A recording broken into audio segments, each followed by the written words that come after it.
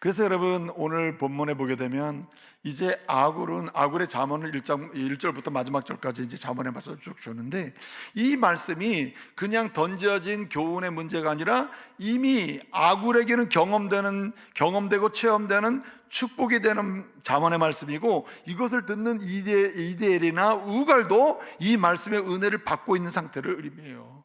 그냥 던져진 게 아니에요. 함께 하고 싶은 사람, 함께 할 수 있는 사람이 지금 이런 관계 속에서 있는 겁니다. 여기에는 엄청난 변화가 있어요. 사실 잠언 3장에 보면요, 우리가 보통 일거양득이라는 말을 쓰잖아요. 예? 하나를 통해서 뭐 두 개를 얻나 이런 말을 쓰는데, 이렇게 하나님의 말씀을 수집하고 하나님 말씀에 따라 자기 삶을 꾸려가는, 함께하고 싶은 사람에게는 따라서 삼득, 일거삼득이야. 이거 양득이 아니라 삼득이야, 삼득. 그래서 이제 그 성경을 보게 되면 뭐 장수, 생명의 복, 부귀, 말하면 삶의 필요가 공급되는 복, 그리고 흔히 말하는 세상 속에서 존중받는, 하나님의 사람으로 존중받고 인정받는 그런 복, 이런 복을 이렇게 경험하게 된다고 말하거든요. 잠언 4장 한번 집에 가서 한번 읽어보시기 바랍니다. 그런데 이렇게 하나님의 말씀을, 이게 지혜이기 때문에 하나님 말씀을 수집하고 하나님 말씀의 교훈을 모아서 나에게도 적용하고 함께하는 사람에게도 이 잠언의 말씀을 펼쳐서 나눠주고 베풀면서 이 은혜를 누리도록 하는 사람은 일거삼득이에요. 생명의 복도 누리고, 제가 이 말씀을 누차 드렸습니다. 그 다음에 삶의 필요를 공급받기도 하고, 그 다음에 여러분 어떻습니까? 어디 세상 속에서 멸시받고 조롱받는 대상으로 끝나는 게 아니라 결정적인 순간마다 하나님의 사람으로서 빛나는 인생을 살 수 있는 거예요. 그렇기 때문에 여러분, 가정에서도 이런 일거삼득, 집에서도 집에는 마찬가지네. 직장에서도 일거삼득, 일터에서도 일거삼득, 여러분 모임에서도 일거삼득, 이런 은혜가 있기를 말씀으로 축복합니다. 뭐하는 사람? 아굴처럼 모으고 사는 사람. 이 모으고 수집하고 하는 데는요, 여긴 삶의 적용과 하나님이 베푸시는 능력의 역사를 체험하는 것이 동반되는 것을 전제하는 거 아니겠어요? 그렇기 때문에 우리는 기도하며 살아야 됩니다. 왜냐? 우리가 우리 힘으로 말씀을 모으고 정리하고 말씀을 적용하고 또 말씀을 베풀 수 있는 사람이 아니기 때문에 우리는 기도하며 살아야 되는 거죠. 그래서 이 아굴의 자문을 보게 되면 1절부터 마지막 절까지 이것이 아굴에게 적용돼서 축복의 통로가 되는 역사도 경험하고 말씀을 베풀 수도 있고요, 또 이데엘이나 우갈이나 또 그 아버지 야게도 마찬가지인데, 이런 관계 속에서 함께 하고 싶은 사람으로, 함께하는 사람으로 이 은혜를 누리고 있는 거예요. 그래서 이 아굴은 기도하고 있는 것입니다. 그래서 이 30장의 전체 말씀을 통해서 보게 되면 아굴의 기도가 7절부터 9절까지인데, 이 기도의 응답이 실제 나머지 1절부터 마지막 절의 잠언의 말씀이 아굴에게 경험되고 체험되는 기적의 현장이 되는 거예요. 기도의 응답이죠. 그래서 여러분, 제가 드리고 싶은 말씀이 여기 있습니다. 아굴처럼 기도하자. 아굴의 기도가 나의 기도가 되도록 하자. 아굴의 기도를 나의 기도로 삼고 일상에서 기도하며 사는 가운데 하나님의 말씀을 모으는 사람, 말씀을 정리하는 사람, 그 말씀을 통해서 내 삶의 변화와 하나님의 능력을 체험하는 사람, 이 말씀을 베풀고 나눠서 나처럼 누군가도, 자녀도, 함께하는 사람도 하나님의 은혜를 누리게 하는 사람 되기를 말씀으로 축복합니다. 그래서 이 아굴의 기도를 드리자. 아굴의 기도. 여러분, 아굴의 기도가 어떤 기도입니까? 아굴이 많은 기도를 했을 거예요. 그런데 모든 기도를 포괄하고 모든 기도가 기도되게 하는 근원적인 평생 기도가 바로 오늘 본문 아굴의 기도였습니다. 그래서 여러분, 그 아굴의 기도가 나의 기도가 되어야 하는데, 그 아굴의 기도의 첫 번째는 무엇입니까? 아굴의 기도를 드려야 되는데, 아굴의 기도가 나의 기도가 될 때 나의 기도는 그 첫 번째 기도의 제목이 무엇이어야 되느냐는 거죠. 오늘 말씀을 보면 믿음으로 살게 해달라는 거예요. 믿음으로. 적어도 내 평생에 다른 것은 몰라도 믿음은 떠나지 않게 해주십시오. 주님은 떠나지 않게 해주십시오. 주님의 은혜로만 살게 해주십시오. 세상 것으로 살지 않고 주님의 은혜로 살고, 주님과 동행하며 살고, 주님 때문에 살고, 주님 때문에 삶의 의미를 발견하고 주님께 맡기는 인생 되게 해달라고 오늘 기도하고 있는 겁니다. 사실 두 가지를 기도했는데 두 가지의 근원적인 강구가 한 가지가 더 있어요. 그것이 바로 믿음으로 살게 해달라는 겁니다. 사실 내가 두 가지를 주께 기도하였다고 했잖아요. 구했다고 했잖아요. 이 말은 굉장히 전제적 믿음이 뭐냐, 기도가 뭐냐면 내가 평생 믿음으로 살게 해달라는 거거든요. 여러분 오늘 9절 말씀에 보게 되면 내가 배불러서 하나님을 모른다, 하나님이 누구냐 할까 하오며, 내가 너무나 가난해 가지고 남의 것을 도둑질하고, 또는 어떻게 한다 그랬습니까? 하나님의 이름을 욕되게 할까 한다라고 합니다. 이게 무슨 말이에요? 내 평생에 다른 것은 몰라도 내가 주님께 간구하고 기도하는 것은 주님 떠나지 않겠다는 거예요. 내 삶이 주님의 손에 놓여 있고 주님의 손에 의해서 지금까지 펼쳐졌고 생존이 가능하고 가치가 있사오니 주님의 손 위에서 내 인생이 펼쳐지게 해달라는 거예요. 믿음 생활 절대 떠나지 않겠다는 겁니다. 여러분 평생에 주님 떠나지 않는 은혜가 있길 바랍니다. 이것이 기도 제목이 되어야 돼요. 어떤 상황에서도 믿음으로 내 인생을 살게 해주십시오. 어떤 상황에서도 가정을 믿음으로 세우게 해주십시오. 어떤 상황에서 직장생활 믿음으로 하게 해주십시오. 어떤 상황에서도 내 인생의 비전을 믿음으로 세우게 해주십시오. 자녀도 믿음으로 양육하게 해주십시오. 부부생활도 믿음으로 하게 해주십시오. 신앙생활도 믿음으로 하게 해주십시오. 그 기도가 저와 여러분의 기도가 되기를 말씀으로 축복합니다. 그래서 여러분 아굴은요, 왜 다른 사람이 볼 때 함께 하고 싶은 사람이냐? 저 사람 곁에 가면 적어도 누구와 함께? 주님과 함께 하는 삶은 변함이 없거든요. 누군가가 여러분과 함께 하고 싶을 때 함께 하고 싶은 사람은 누군가? 하나님을 만나게 하는 사람이요, 하나님을 떠나지 않게 하는 사람이에요. 하나님과 동행하게 도전하는 사람입니다. 어떤 사람이 그런 삶을 삽니까? 믿음으로 살기를 열망하고 주님 떠나지 않기를 소망하고 주님의 은혜로만 살기를 소원하는 그 사람 아니겠어요? 아굴은 그래서 그 기도의 중심에 이 깊은 기도의 제목이 놓여 있는 거예요. 그리고 또 여러분 뭐라고 얘기하고 있습니까? 5절을 보게 되면 하나님의 말씀은 다 순전하며, 하나님은 다 순전하고, 그렇기 때문에 하나님을 의지하는 자에게 그 말씀은 뭐라? 방패시라. 무슨 말입니까? 어떤 고백으로 삽니까? 하나님 믿음으로 살게 해주세요. 믿음을 떠나지 않게 해서 은혜로만 살게 해주세요. 이런 기도하며 그 은혜로 체험하면서 함께하고 싶은 사람, 함께할 수 있는 은혜의 통로가 되는 사람은, 여러분 나는 약합니다, 나는 부족합니다 뿐만 아니라 당신은 강하십니다. 그러기 때문에 세 번째 고백이 뭐면 나는 내 인생의 삶의 유일한 기준이며 능력으로 뭘 삼겠습니까? 말씀을 붙들겠습니다. 하나님 말씀 기준으로 삼겠습니다. 딴 이야기 듣지 않겠어요? 여러분 요즘에 노이즈 마케팅 시대라. 막 시끌벅적하게 막 이야기하면은, 떠들면 어때요? 자기도 모르게 그것이 내 가치가 돼가 자기도 그 얘기하고 있는 겁니다. 판단하기도 전에, 여러분 생각하기도 전에 방송에서 들려오는 모든 이야기가 내 가치가 되고 내 생각이 돼버리는 이런 시대가 되지 않았어요? 그렇기 때문에 하나님의 사람은 나는 약합니다. 그렇기 때문에 들려오는 소리가 내 이야기가 그냥 돼버릴 수도 있습니다. 나는 약합니다. 주님은 강하십니다. 그러므로 강하신, 전능하신, 일하시는, 못하실 일이 없는 당신의 말씀을 뭐로 삼고? 내 삶의 기준으로 삼고 살겠습니다. 그 이야기만 듣겠다는 거예요. 여러분 들려오는 이야기가 많아도 그 들려오는 이야기 가운데, 여러분 오늘 본문에 하나님 말씀은 다 순전하여 했습니다. 순전한 하나님 말씀이 들려오는 역사가 있기를 바랍니다. 그래서 아굴은 얘기하는 거예요. 나는 약합니다. 고백해요. 주님은 강하십니다. 그렇기 때문에 주님의 말씀만이 내 삶의 기준으로 삼겠습니다. 그 말씀만 듣겠습니다. 듣기를 갈망하겠습니다. 들려오는 말씀도 그 말씀이요, 듣기를 원하는 말씀도 그 말씀입니다. 그 말씀이 내 삶의 기준이 되기를 원합니다. 이러고 고백하는 가운데 기도하는 거예요. 여러분 아굴의 고백으로 믿음으로 살게 해달라고 기도하시기 바랍니다. 하나님 그때 역사하시는 거예요. 여러분 말씀이 순전하다는 말은, 순전하다는 말이 차라프라는 말인데, 이 말은 무슨 뜻이냐면 제거한다는 뜻이에요. 말하자면 필터링 한다는 뜻이에요. 그러니까 하나님 말씀을 왜 삶의 기준으로 삼아야 되느냐? 하나님 말씀을 기준으로 삼으면 그 말씀이 내게 있는 문제 있잖아요. 여러 가지 생각, 사고의 문제, 가치의 문제, 행동의 문제가 있는데, 이런 것을 어떻게 하느냐면 이렇게 클리닝을 해주는 거예요. 이렇게 세탁해주는, 세탁. 하나님 말씀은 내 마음의 사고와 생각을 깨끗게 하는, 순전하게 하는 능력이 있어요. 제거하는 능력이 있다 이 말이죠. 그래서 여러분 히브리서 4장 12절 말씀은 누차 드리지만은, 하나님 말씀은 살았고 운동력이 있어가지고 어떻게 한다 그랬습니까?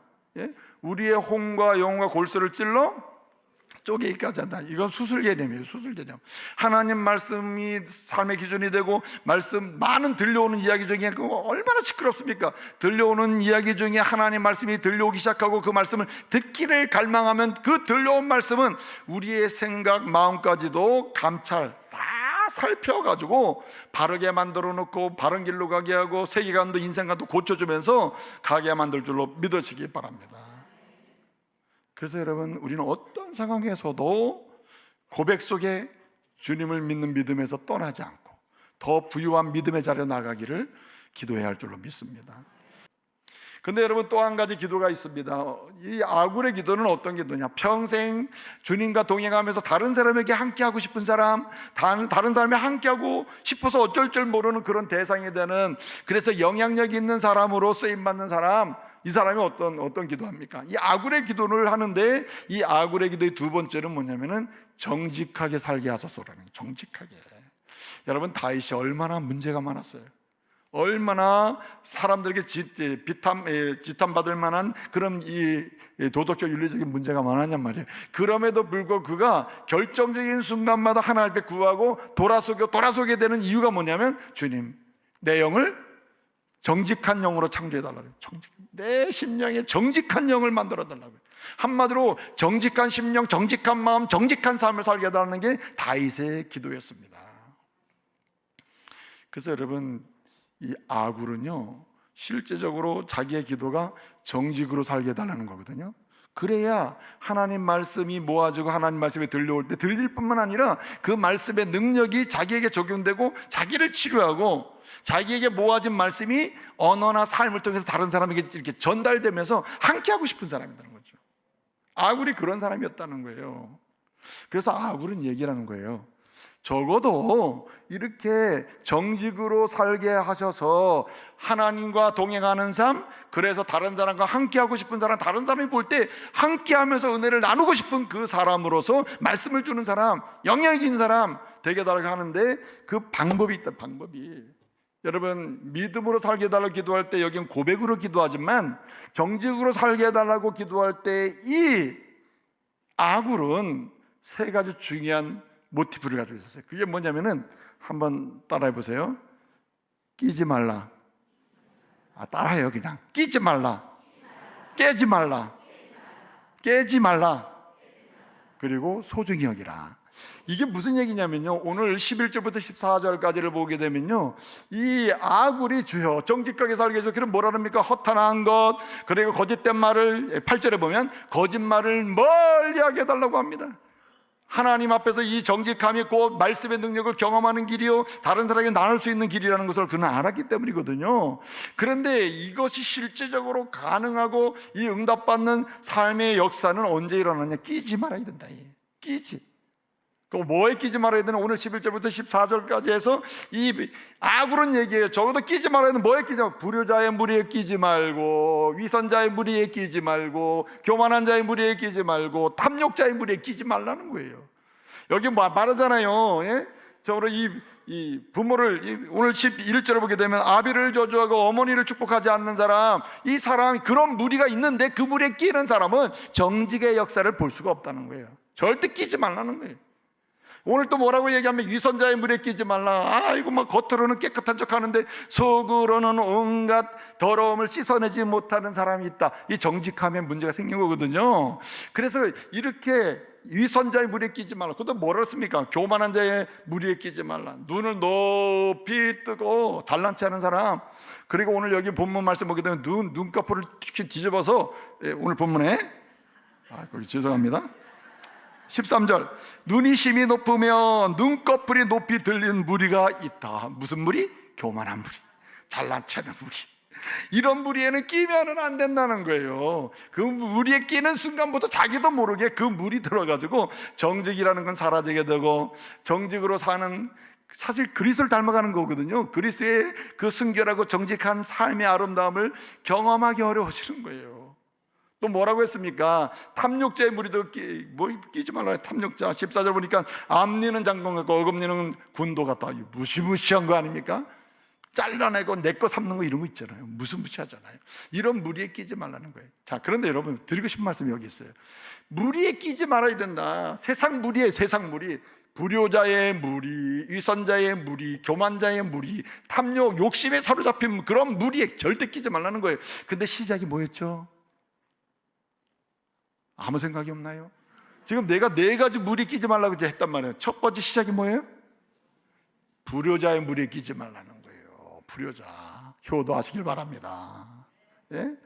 여러분, 정직이 깨지는, 여러분 정직, 신뢰가 안 되는 관계가요, 그러니까 함께 할 수 없죠. 정직하지 못하면 깨지니까 함께 할 수 없잖아요. 여러분 인생을 살면서 부모와 자녀 간에 또 형제 간에 함께 할 수 없는 그런 내적 상황이 있다면 이거 굉장히 불행한 사람이에요. 성도가 이런 관계에 있다면요, 빨리 해결을 해야 돼요. 왜냐하면 끼지 말아야 될 무리의 시작은 뭐라고요? 불효자 무리예요. 불효자 무리. 거꾸로 얘기하면요, 정직한 삶을 상해서 하나님의 말씀의 복을 받는 사람은 누구냐? 효도의 무리에 들어가야 돼요. 효도의 무리. 다 효도의 무리 들어가시기를 말씀으로 축복합니다. 제가 기도 제목 중에 하나가 이거예요. 원주에서 효도하는 효자를 찾고 효녀를 찾으려면 어디 교회로 가라? 중부교회로 가라 해야 되는데, 중부교회에 가봤자 문제가 심각한 불효자만 있다. 이게 얼마나 불행한 일이냐면, 여러분, 여러분의 가정에서 효도자의 무리에 드는 역사가 있기를 바랍니다. 그럴 때 얼마나 정직한 관계가 돼요. 따뜻한 관계가 일어나잖아요.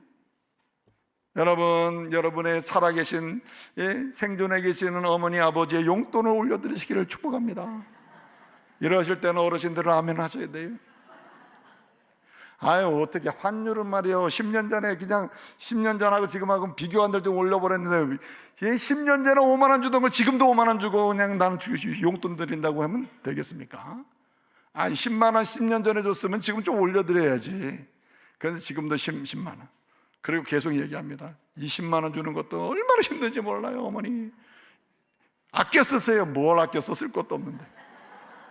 그렇게 말하면 안 된다는 거죠. 그러니 여러분, 다른 무리에 들기 전에, 교만한 무리에 들지 않고, 여러분 탐욕자의 무리에 들지 않고, 위선자의 무리에 들지 않는 시작은 뭐라고요? 효도자의 무리에 드는 거야. 다 효자 되시기 바랍니다. 효녀 되셔야 돼. 여러분에게 정직한 은혜가 있기를 바랍니다. 날 낳아주신 부모님, 내가 여기까지 올 때까지 눈물로 양육하신 부모님, 믿음의 선물까지 주신 부모님 감사합니다 하고 효도자의 무리에 들기를 말씀으로 축복합니다. 그 무리에 들 때 드디어 정직한 삶의 역사가 시작이 되는 거예요. 근데 여러분, 한 가지 중요한 게 뭐냐면요, 마지막에 정직으로 가는 데 있잖아요. 중요한 게 뭐냐, 이 아굴이 얘기하는 거예요. 정직으로 살게 하소서. 그 은혜를 누리면서 함께하고 싶은 사람, 함께하는 사람, 말씀을 나누는 사람, 능력을 경고하는 사람은 누구냐? 중요한 게 끼지 말고 깨지 말아야 되는데, 여기 깨지 말아야 되는 게 있다. 깨지 마는 건 뭐냐? 오늘 본문 말씀 보게 되면은, 여러분 오늘 21절부터 23절까지 보면요, 뭐에게 종이 임금이 되는 것, 또 미련한 자가 배부른 것, 그 다음에요,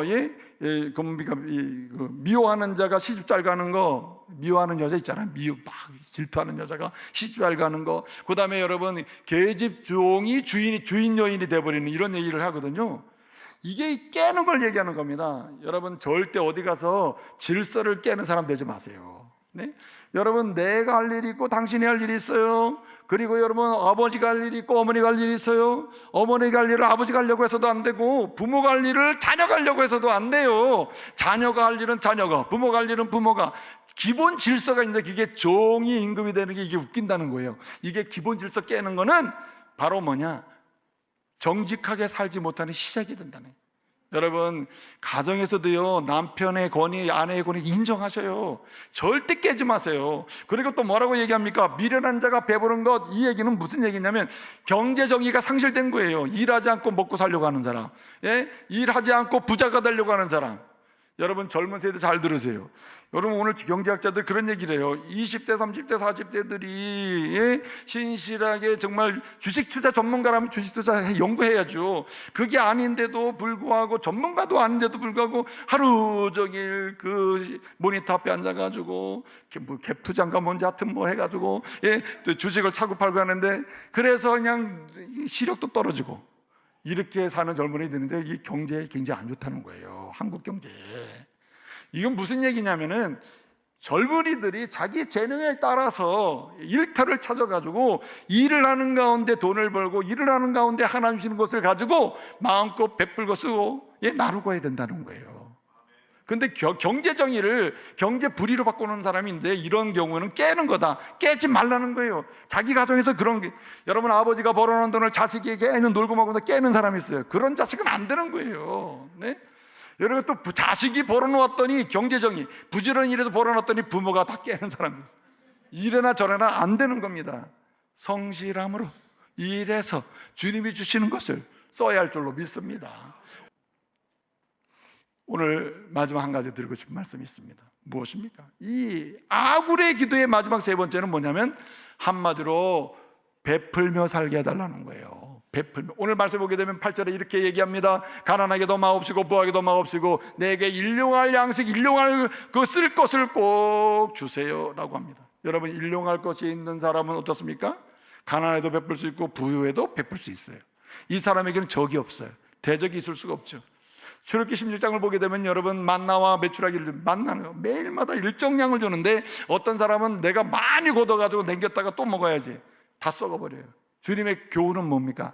일정량, 오늘 필요한 건 내가 다 주니 걱정하지 말고 내가 주는 걸 믿고 일용할 양식만 구해라는 거예요. 이 말은 뭡니까?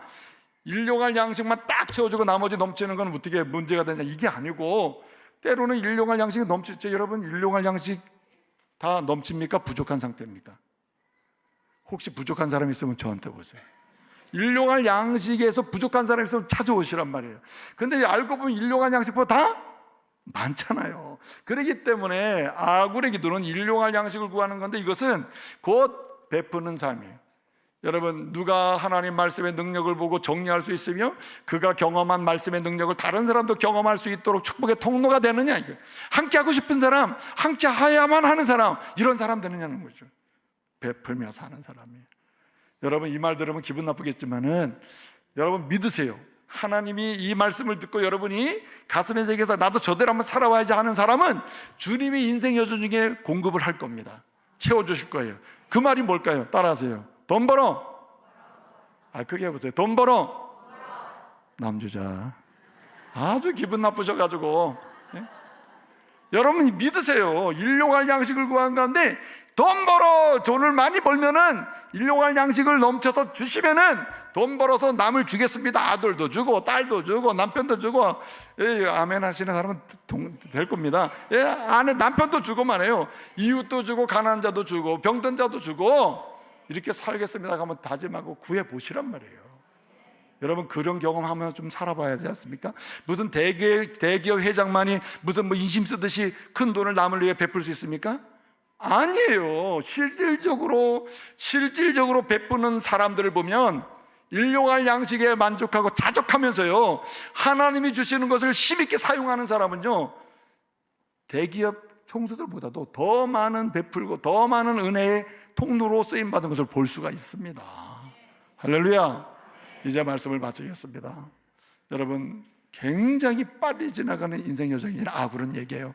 인생이 얼마나 빨리 지나가냐. 이제 우리는 정말 꼭 기도해야 될 거 이 세 가지 기도하고 이 기도하는 가운데 하나님이 주시는 말씀의 능력도 경험하고 함께 하고 싶은 사람, 함께 해야만 하는 사람 되자. 그래서 아버지에게도 축복, 내 옆에 있는 사람에게도 축복, 야게에도 축복, 이대에게 좀 믿음 좋은 사람에게 더 축복, 믿음이 좀 덜 좋은 사람 믿음이 좋게 하는 축복, 이러한 축복의 통로 되시기를 말씀으로 축복합니다. 기도하겠습니다.